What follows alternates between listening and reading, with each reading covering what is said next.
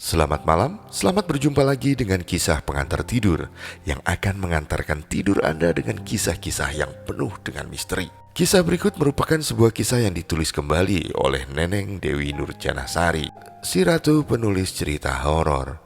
Berikut adalah ceritanya. Di pagi itu, seorang gadis cantik yang bertubuh tinggi dan ramping tampak sedang bersiap-siap untuk berangkat menuju ke kampusnya. Meski tanpa polesan make up di wajahnya yang mulus, namun hal itu tidak mengurangi kecantikan yang memancar dari wajahnya. Gadis itu dahulu ceria dan senang banyak ngobrol, namun akhir-akhir ini dia cenderung pendiam dan sangat tertutup. Bila berada di rumah atau di kampus pun bicaranya hanya seperlunya. Hal itu sempat menjadi perhatian Nindi dan juga Miftah, teman sekampusnya. Mereka dahulu merupakan teman satu alma mater ketika berada di sekolah menengah atas. Bahkan mereka bertiga berteman dengan akrab. Sekarang meski mereka juga satu kampus namun berbeda jurusan.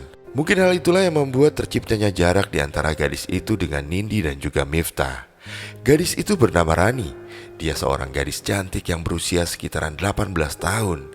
Dia juga menjadi bunga desa di kampungnya. Rani bukan hanya cantik wajahnya, tapi cantik juga kepribadiannya. Kecantikan Rani merupakan warisan dari ibunya yang bernama Sarah, yang dahulu juga merupakan seorang bunga desa di masa mudanya. Namun meski sama-sama berwajah cantik, sayangnya nasib Bu Sarah kurang beruntung karena suaminya meninggal ketika usia Rani masih kecil. Setelah 5 tahun hidup menyendiri, akhirnya Bu Sarah pun menikah lagi dengan Pak Herman. Pak Herman berjanji akan menyayangi Rani seperti anaknya sendiri. Oleh sebab itu Bu Sarah bersedia menerima lamarannya. Ya, Pak Herman adalah seorang duda tanpa anak yang telah berpisah lama dengan Titin istrinya. Pak Herman ini profesinya adalah sebagai juragan batu bata di kampung mereka dan hidupnya sudah mapan.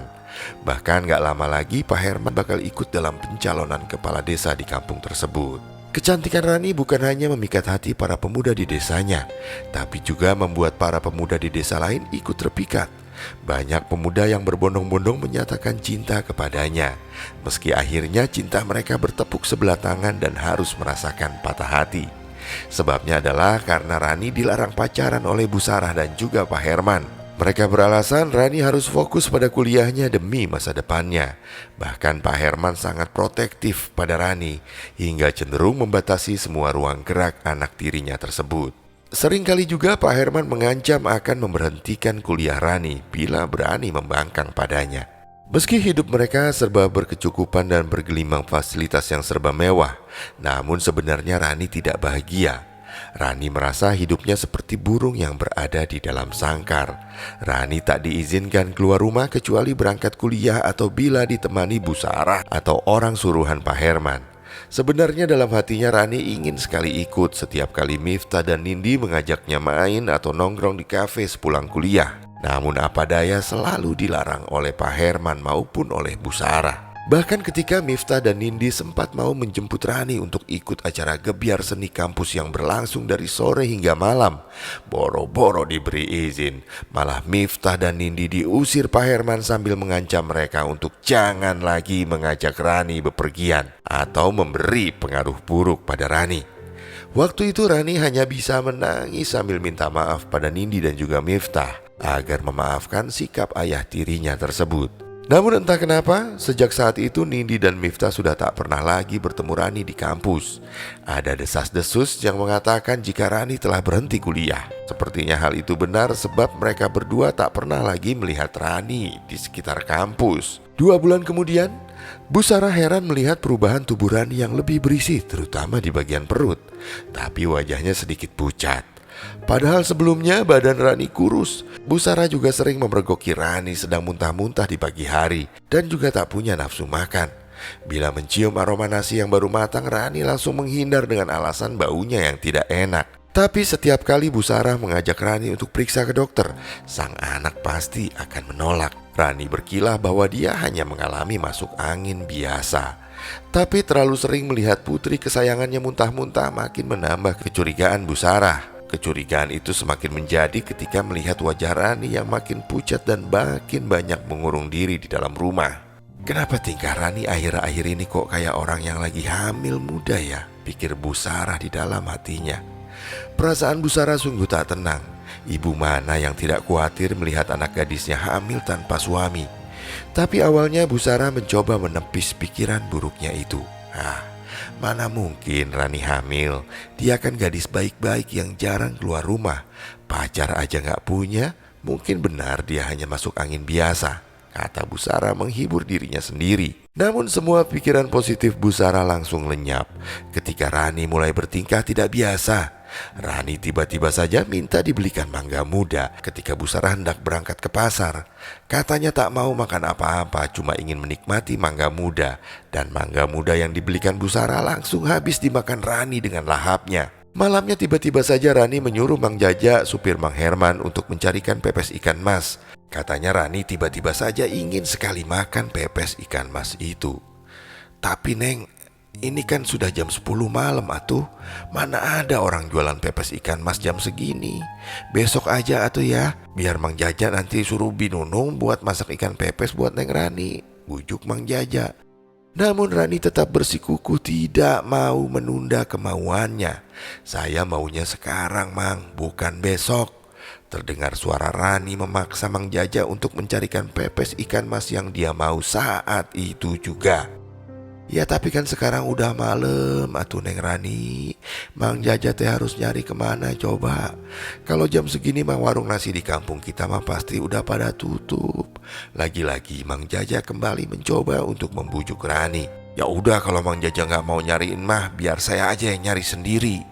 Di luar dugaan Rani tetap ngotot ingin malam itu juga makan pepes ikan mas. Bu Sarah yang baru saja pulang dari pengajian di masjid mendengar keributan antara Rani dan Mang Jaja. Dia ikut kaget saat tahu Rani bersikukuh ingin makan ikan pepes malam-malam. Bu Sarah langsung menghadang Rani yang telah memegang kunci motor seperti hendak keluar rumah. "Kamu mau kemana Rani? Sekarang sudah jam 10 malam lebih loh," tegur Bu Rani. "Saya mau cari pepes ikan mas Bu. Nggak tahu kenapa dari tadi kebayang-bayang pengen makan itu terus," jawab Rani dengan jujur. "Jangan minta sekarang, biar besok ibu belikan di pasar pagi-pagi ya." Namun Rani langsung menolak tawaran sang ibu. "Enggak, Rani itu maunya sekarang Bu, bukan besok." Rani tetap bersikeras. Mang Jaja yang tak mau disalahkan ikut menimpali obrolan ibu dan anak itu.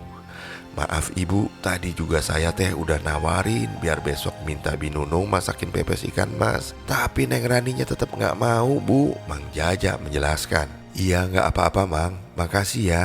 Udah sekarang Mang Jaja pulang aja, Rani biar saya yang ngurusin," sahut Bu Sarah sambil tersenyum ke arah Mang Jaja. Namun senyum di bibir Bu Sarah langsung lenyap seketika. Setelah Mang Jaja pulang, kini yang ada hanyalah kekhawatiran yang semakin mendekati kenyataan. Sesuatu yang sangat dia takutkan sepertinya akan menjadi kenyataan. Ya, Bu Sarah menjadi semakin yakin bahwa Rani sedang hamil muda. Karena biasanya hanya perempuan yang sedang hamil muda yang senang minta makanan yang aneh-aneh di tengah malam.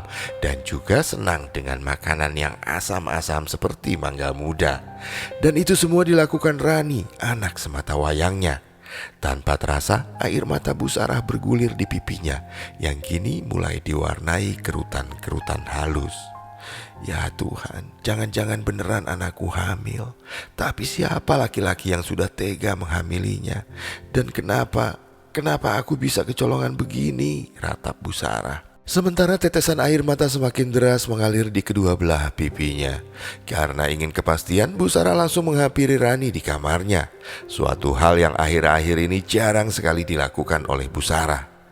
"Ibu, tumben kesini?" tanya Rani seperti kurang nyaman didatangi ibunya di dalam kamar.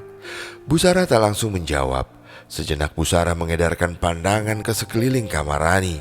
Kedua bola matanya memicing seperti mencari-cari sesuatu. "Di mana laki-laki itu?" kata Bu Sarah yang langsung masuk kamar Rani dan memeriksa lemari, belakang pintu dan ranjang di bagian bawah. Sedangkan Rani tampak kebingungan dengan sikap tak biasa ibunya itu. "Ibu kenapa sih? Ibu nyari apa di kamar Rani?" tanya Rani sambil mengikuti langkah kaki ibunya. Tepat setelah Rani berdiri di belakangnya, Bu Sarah memutar tubuhnya yang kini menghadap ke arah Rani. Wajah kesal tampak tergurat jelas di wajah Bu Sarah karena tak menemukan apa yang dia cari. "Rani, tolong jujur sama ibu," ucap Bu Sarah dengan suara yang tercekat. Rasanya berat sekali mulutnya untuk menanyakan hal itu.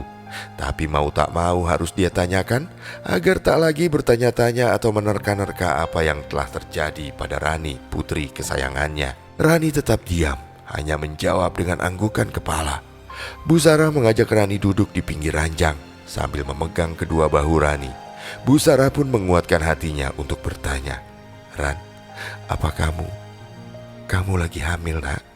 Dengan terbata-bata Bu Sarah bertanya. Suasana hening untuk beberapa saat. Nampak Rani seperti terkejut dengan pertanyaan yang diajukan oleh ibunya itu. Namun bukannya langsung menjawab, Rani malah diam seribu bahasa. Rani malah menundukkan wajahnya, seperti tak berani menatap mata ibunya yang terlihat tak sabar menunggu jawabannya. "Ran, tolong jawab pertanyaan ibu, Ran." Kali ini dengan suara bergetar seperti menahan rasa sesak yang luar biasa, Bu Sarah kembali mengulangi pertanyaannya. Rani malah makin dalam menundukkan wajahnya. Bu Sarah masih menunggu Rani untuk membuka mulutnya. Tapi dia harus kecewa karena Rani masih memilih untuk bungkam. Tak lama kemudian yang terdengar malah suara isak tangis Rani yang begitu memilukan. Seperti halnya sang ibu, Rani pun dengan suara bergetar akhirnya menjawab, Maafkan Rani, Bu." Bu Sarah langsung merasa lemas mendengar ucapan Rani barusan. Saking lemasnya serasa tubuhnya tidak bertulang. Kali ini air mata Bu Sarah mulai jatuh tanpa bisa terbendung lagi.